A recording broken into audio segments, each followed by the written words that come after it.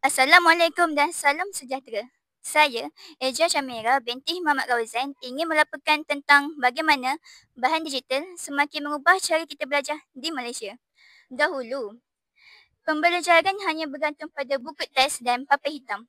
Kini, segalanya telah berubah dengan adanya teknologi, e-buku, video interaktif dan aplikasi pembelajaran seperti Google Classroom dan Microsoft Teams semakin banyak digunakan untuk menjadikan pembelajaran lebih efektif dan menarik.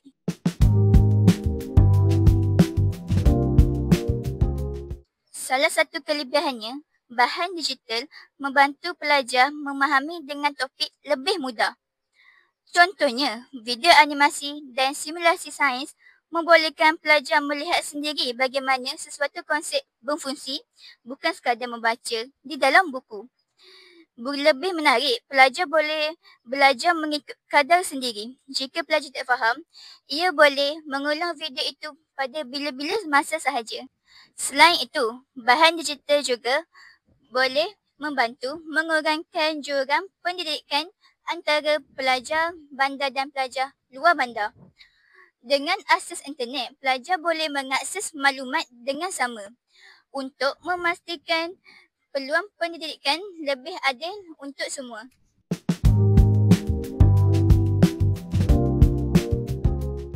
Namun, cabarannya tetap ada. Tak semua pelajar mempunyai peranti atau internet yang dalam keadaan stabil untuk belajar dalam talian.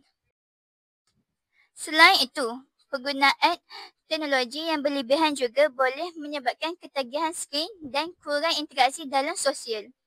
Oleh itu, semua pihak, kerajaan dan ibu bapa hendaklah memastikan bahan digital digunakan secara seimbang dan stabil.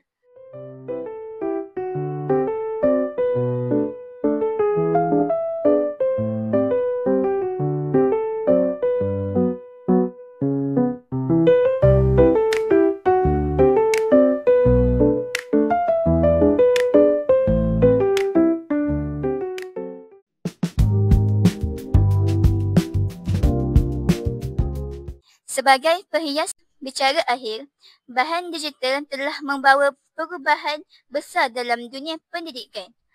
Jika digunakan dengan bijak, ia bukan sahaja memudahkan pembelajaran, tetapi ia juga membantu melahirkan pelajar yang lebih bijak dalam teknologi dan bersedia menghadapi cabaran pada masa hadapan.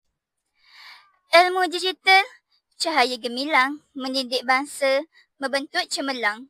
Teknologi maju, tiada halangan. Masa depan cerah, penuh harapan. Saya, Eja Syamira binti Muhammad Rauzan ingin melaporkan SMK Paluh Hinai. Terima kasih.